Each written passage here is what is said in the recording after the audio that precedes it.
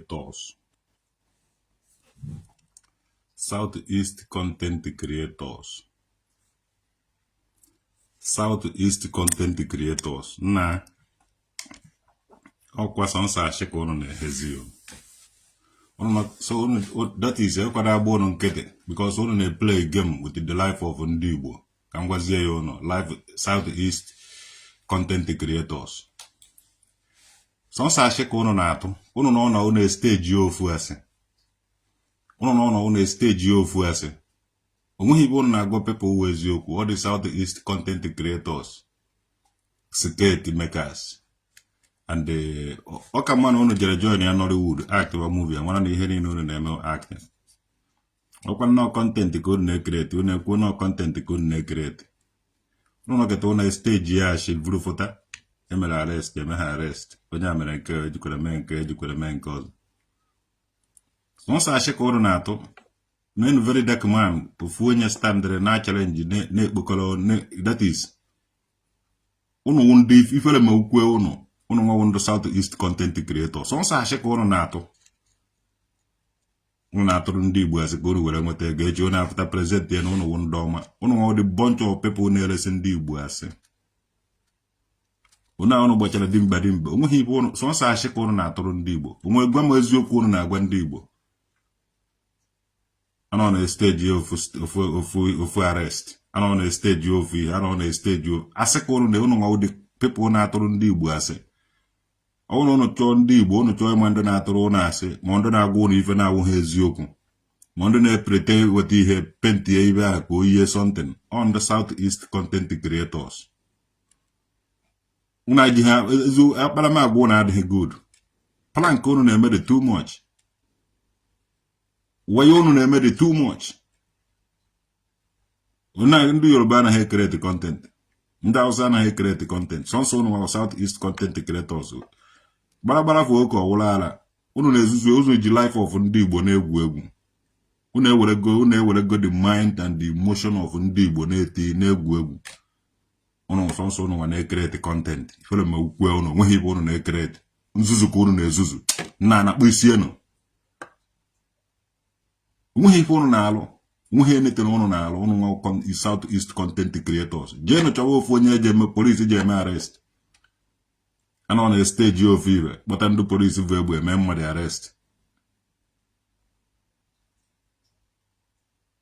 Ashịka unu na-ehe chejie na-agwa unu udude nke eme ebido gbube unu udo na ogwugwu eme ebido gbube unu ndị ichie ndị Igbo ndị gbuo eme ebido gbube unu anụ Igbo nakwa asụ ashị inekwa emena ị na-eme ndị name of content creator na-atụrụ ndị Igbo asị na-evute asị n'ikwe gị nekwe afọ otuto.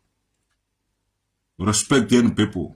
Unu na-eme unu wo security maker ka ọ content creator ka mewenụ content ka amara na ibe unu eji mara unu content. Ọwụ nnọkọta unu stage ejikwere m onye arrest ejikwere m ibe awa asị. Ndị na-ene ụmụ anụ ọbịa na-abịa ka o steji ndị mmadụ ka onye ọwa na believe asị niile a unu na-atụ. Ụmụ dimkpa jee nụchọọ ife unu na-alụ kidnappers in the name of Southeast content creators Southeast sketch makers ọnụ ụdị kidnappers unu nwa na-egbu ndị mmadụ na-ebekọrọ dia pass na harvest na ihe a.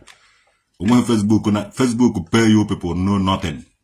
And onweghị ibe unu na-alụ before na bad the content creators. Nwanne ibe unu bara security court. And unu ejizina ndị Igbo egwu. Onye nọta unu na-eje eme na-etiri ya mkpu. Suo ya imi dị unu nwere boys na-eje anwụdo mmadụ.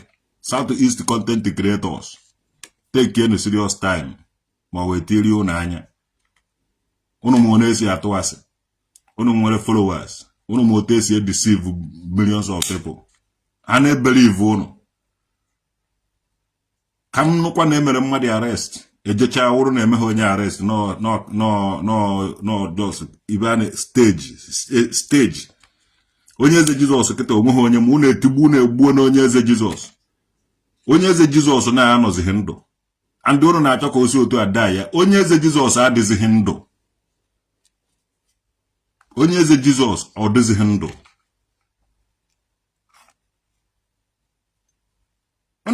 some of unu mwanye onye eze Jizọs adụzighị ndụ jenu gbuo afa onye eze Jizọs anọzighị ndụ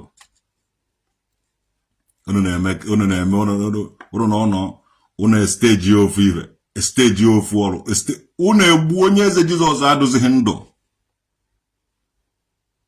and unu mwanye nke a na-awa na-achọ ka emesu na emere onye arrest omeghe onye emere arrest ibe awụ acting and unu emezina dat na ọwụ sọsọ unu wụ content creators enwere na Nigeria ọ na Africa ọwụ na unu enweghị ibe unu na-arụ akpọkọrọ unu jee tie unu na chọọ block industry mepere unu mụnwa ga-emepenwu nke ahụ mepee block industry ebe a na-akpọ blọk tikọrọ kpọkọrọ unu tie ebe ahụ pịawa unu ụtarị kụba unu ezigbote ire kpọọ ndị agboro ọpụ iwe ka pịawasịa unu azụ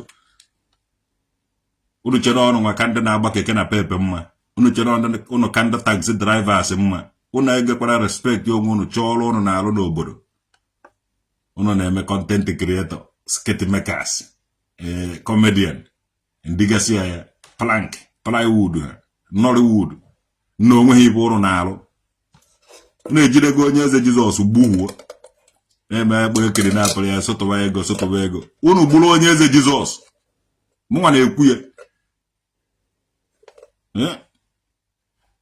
unu egbu kedu ebe onye eze Jizọs nọ abụ unu nkịtị unu ka jiri eme ncha n'ala Igbo mana tupu unu ebido mewe ncha n'ala Igbo ọ ka mma na ụmụ Igbo biniri mebe unu ncha onwebụghị onye ga-ekwenụ ibe a na-ekwu until one day a ga-ewepụta people ga na-eme investigate ihe unu na-alụ were enweta ego mgbe a ka eji unu ji ama na ndị a na-akpọ onwebe ọgaranya enwedoghị ọgaranya bawụ nọọ ha nwawo ndị a na-egbu na-ekiri na-apụ ụmụnne unu mgbe a ka unu ji eji ama na ọ dịsị ọgaranya unu hụrụ a na-eme ọgaranya onweghị ọgaranya bawụ these people wụ ndị ochi na-egbu ụmụnne unu Facebook na-agbu ego a na-agbara ego na onweghị ego Facebook na-akwụ unu ibe ahụ people ka unu na-egburu mmadụ a na-harvest the organ ego Mozambique ego Malaysia onweghị ego Malaysia onweghị ego Mozambique nwanne unu nwawo ndị nọ nto unu na-ele pasị ụmụnne unu ndị alụ ga-akwụsị n'ala Igbo unu nwere ndị dibịa na-amagharị unu aja n'ukwu so unu jebe na-eji egburu unu ọkụkọ gbuoro unu nke a gbuoro unu nke a ifere eme unu ha unu mmụọ ka ndị mmụọ ga-eme unu ife na aka ịfụrụ ala Igbo nnọọ ihe ọ ga-eme unu ọ dịsị ụmụ idiot na-asị na ahụ content creators and the skit makers anakwa adụ mmanụ unu were fụọ n'ama amụkwa nwoke ya wuru nwoke because mgbe a ga-ebido tụba unu mmawa unu ịga n'aka mgbe a ka a ga-ama n'ọnụ nwa nọ into kidnappers n'ọnụ nwa nọ into illegal money launderers and the illegal every motherfucking things ya na-eme illegal nọ ibe unu na-eme were machie ụwa George na unu na-eme content creator and unu na-eme skit makers mana ndị ochi niile bụ egbe nọ n'ụzọ na-emere unu akaụntụ ndị niile na-anwụdo ndị mmadụ kpọbasị aba n'ime ọbịa business unu ka ọgwụ and that thing kwesịrị stop n'ala Igbo because ịbịa watch ya na from ma mgbe ebido mewe ife dibia ma mgbe ebidoro mewe ife all these content creators olubeghị 10 years watch ya 10 years back ala Igbo dị mma so mgbe these people bido pụta asịbazie na-apụta asịzi one word ọdụ onye foto oyiri akwasị gị n'ọwụ pastor onye foto oyiri akwasị gị n'ọwụ dibia onye foto oyiri akwasị gị n'ọwụ content creator unu amaghị ebe ndị na-egbu unu si these people wụ ndị na-egbu unu and until nebarawanụ ndị dibia ha anya ọfụma nebarawanụ ha anya ọfụma unu bụ dibia na-eru unu ya anya ọfụma maka unu nye chance ogbuo unu yes emere na stage na emere Ken Odegwu na-epe mpe arrest ma Bonison all this ndị content creators na-ebu ya mana oge echi Okeke Njaka na-ekwu dat na ihe ahụ stage ifugo ebe okwu m na-aga na emere Ken Palace of Justice arrest mana oge echi Okeke Njaka si no stage Ken ka ije believe kedu nke ije believe onye aka esi judo na-akpụrụ onye eze Jizọs onweghị onye kpụrụ onye eze Jizọs disi ndị Igbo be anyị jidere onye eze Jizọs kụgbuo asị na ebo ya ndị na-enweghị ife ha mere onye kpụrụ onye eze Jizọs wana Ndu beba na onye eze Jesus bara mba jere jide onye eze Jesus kugbuo zohuo ozu eso boye ndị kidnappers. Onweghị onye kidnapụrụ onye eze Jesus. Onweghị ndị kidnapper nọ na onye eze Jesus. Ibe awụ people ndị ilo onye eze Jesus bere onye eze Jesus ihe na-emere ya.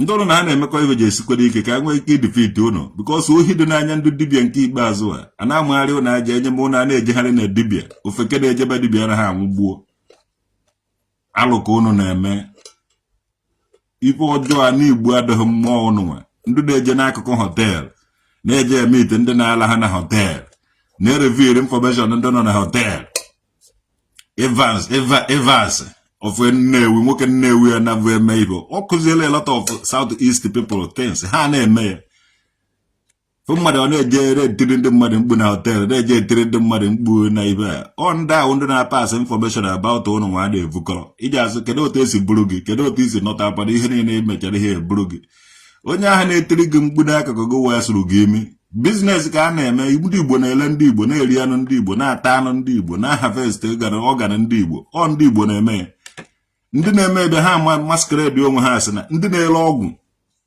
ndị na-ele ntụ n'obodo ọzọ ebe ba na-anọ azụ ndị na-eme buying and selling ba na-anọ azụ ndị na-ele moto pass so ha ji akọva anya ndị mmadụ moto pass mana ha na-evulu ntụ jele ndị na-egbu ndị mmadụ bụ ụnụ na-ata anụ ndị mmadụ bụ ụnụ ha na-ebelive na nọọ ihe ọpị ka ha pere ma ọ n'ọgwụ ka ha gwọrọ were gwọta ego mana ụmụnne ụnụ ka ha gburu ledia pass ifu ha asị ga a na-eme omenala a na-eme omenala gọọmenti jidenụ ndị ahụ ekpere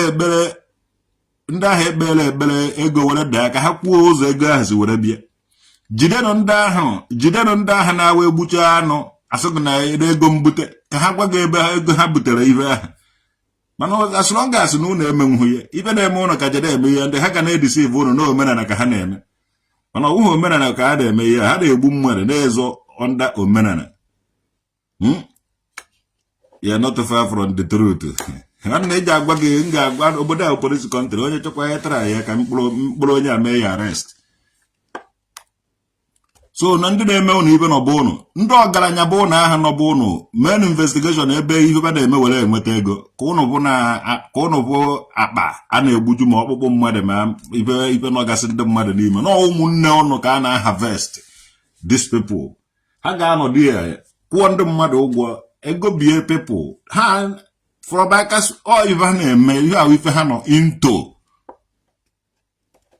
ha nọ into ife ha na-arụ ụmụnne ụnụ ka a na-egbu ndị content creators ndị Southeast content creators ha nwere ike idefend okwu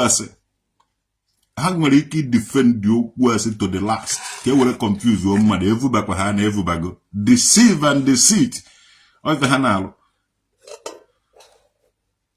ibu mgbe ejidere padlock somebody padlock ndị content creators na ndị otu ama onye ha si wee gbachie mesa ndị tihe ndị mmadụ anya ejide ndị mmadụ kama eji eneru anya mara ya chọpụta ibe mere ihe a akpọta ndị content creators a ha agbachie cover the thing before you know it ha akọwa yawu cover tu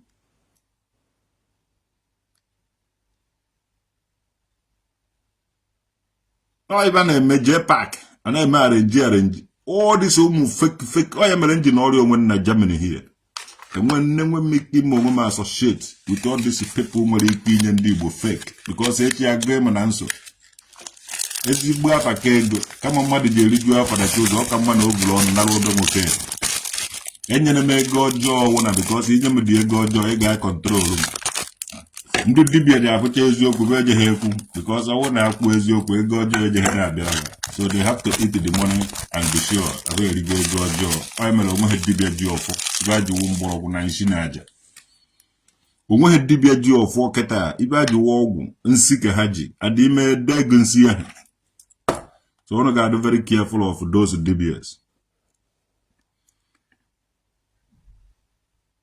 Native doctors of today were criminals ka ha wụ ịkwụ ọzọ ebe na-afụ ha n'ọnụ ndị na-apụ ihe ọpịpị ndị na-ezu ohi ndị na-eme nke a onye adọrọ ife ọjọọ ka ndị people na-eme mụnwa traditional okedi anaghị eme ọdị omenala fa ọmaka mere unu niile n'orie na afọ na nkwọ na eke onye apụrụ tata sụpụkwa ya echi. Mmụọ unu na-emere ibe ma ekwere unu ibe, mmụọ unu na-ekwere egwu kwekwere unu egwu. Hapụ ọdịsị ibe ọjọọ niile ba na-eme n'ala Igbo. Onye ba gburu je egbugwara ba. Sọsọ ibe unu je na-ekpe ekpere unu je na-ekpe wụ onye mara onye gburu ya eje egbugwara. Maka na mmụọ anaghị egbu mmụọ egbu. Ị nwere ike igbu mmadụ egbu mana ị gaghị egbu ni mmụọ. Ife a wee ekpere unu ga na-ekpe were hitie ndị dibịa very hard. Were gbuchasịa ndị ọjọọ niile nọ na anaba unu. Onye mara onye gburu ya kpadite na mmụọ onye ahụ si ya jebe ọgụ ya jee mara onye gburu ya jee egbugwara ya. Ọ bụrụ na ọmụnwa traditional okedi gburu gwa onye ahụ si ya jee gbuo traditional okedi, ọ ga-eme nwunye na mmụọ ka mmụọ na-eme. Anaghị egbu mmụọ egbu mana ị ga-egbu ni mmadụ. So mgbe ọwụ na igburu mmadụ onye ahụ anago na mmụọ. Ọ dị ọfọ a ndị dibịa agọba ọfọ a n'ala Igbo ndị dibịa ga-agba ọsọ. Andị ọlụgo mgbe eji ebido gọba dị ọfọ. Ma ndị uwe aka dị ọfọ ga-ada, ma ndị uwe eze mmụọ ga-ada, ma ndị uwe eze nwaanyị ga-ada, ma ndị uwe dibịa ga-ada na ebido gọba ọfọ a. Mgbe derigbu ndị Igbo nwụọ n'elu 100 years. A na-enye ya ụtarị nye ya mma. Si ya na ọ mara onye gburu ya ji egbugwara. Mana mgbe ha gbugide ọdụzie too much ka ụfọdụ ndị alụ gbabara n'ime unu ụka na-ekwuzi rest in peace. Ewu ozu chain. Ewu ozu na-afụta enye nsogbu n'abalị. Ewu ya chain. Ọ kwụsị ịpụta. Ịsụkwa na rest in peace. Ede ebu ma ọ wee tọ ma ọ wee n'ọgbakọ ọsị ya rest in peace. Ọ ga-na-erest zidi ya in peace. Ọ gazighị na-apụta because asị mgbe ọ na-ede ebu ma ọ wee tọ nọrọ di ya. Dị ga-emenwe ibe. So ike dị na ebu ọ na-etọ. Mana ike adịghị n'ofu like that. Mana bịa dụkwarị n'ofu. Efugo ya na. So mgbe ebe ji ebido mara na enweghị ezigbote ndị dibịa na ndị ezigbote eze mmụọ n'ala Igbo. Mgbe ha ji ebido na-aga ọfọ. Ịmara onye gburu gị ji egbugwara ya. Onye ọna nwụrụ n'ala Igbo kama eji asị ya na azụrụ ike na ndokwa because ọnwụ ha ọnwụ chi ya. Asị ya ịmara onye gburu gị ji egbugwara ya ewere ife dokpuri ya n'ime inyi ebe ahụ. Mgbe ka ụnụ ga-afụ ndị dibịa ga na-ada, ndị aka ji ọfọ, ndị eze mmụọ, ndị aka akafa adịghị ọcha. Yes, ekeghị iti ji agba ọsọ. All these ndị dibịa niile ga-agbacha ọsọ. And they know it. And they ha enweghị ike ispe onye na-aga ọdị ọfọ ahụ. Ha ga-aja ji abalị mavụrụ ya ma ọ mara na a ga-esi egbu ya because kama o ji egbucha asị ba egbuo ha the person. Mụnwa traditional nwoke dị ga-anọ na Germany ya na-agọrọ ụlọ ọfọ ahụ.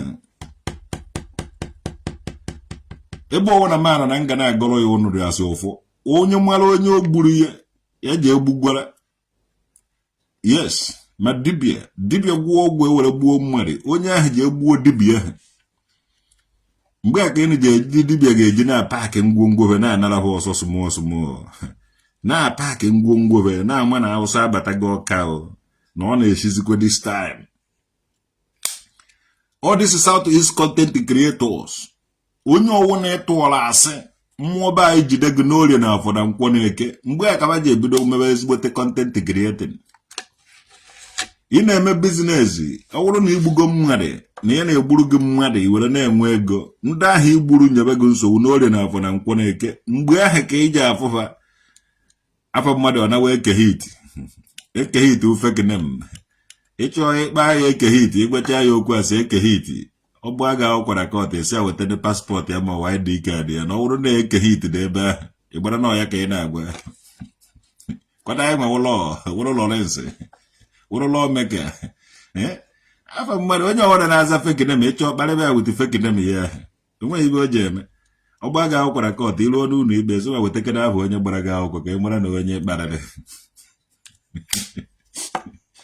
Eweta aha ya nene eweta aha Chukwu ji ekwu ka Chukwu ma Chukwu ji ekwu ihe ma si na ọwụrụ ya ka onye aka ịkpara na onye kpara wee kehiti ọsọgo na wee kehiti aka na-aba ahụ ya ofu aka. Amụkwara lọ na-atọrọ jig Kezoro centigrams Stephen Michael William onwe onye ngwara ya zara fekinem na onye za fekinem were fekinem ahụ jide na-amụ o jezie kpọọ polisi na njie na-amụ asị bada ha wetegara ahụ onye nji na-amụ eweta ahụ ahụrụ na ahụ ya wụ ahụ onye njin amụ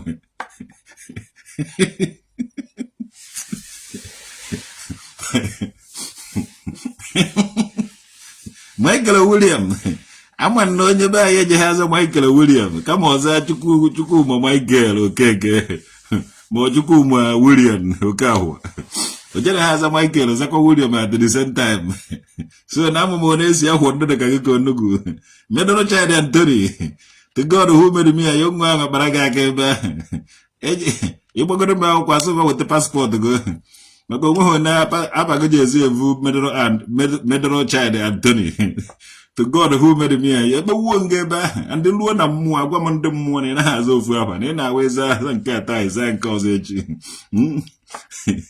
Fekitibias too much in Anambra.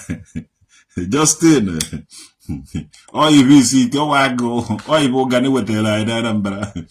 Eziokwu ka nna agwa go. Oyibo gani wetara anyị na Anambra. Because ịma na Ojukwu onye Anambra. And after the Biafra Civil War, ndị Anambra lose a lot of things ha nwere. So agụ gụrụ anyị ụgani mere anyị ibe. Honga mere agụ mere anyị ọtụtụ ibe na Anambra steeti. So onye nwe mere eji nwee fake dibia. Before the war, I had DBS.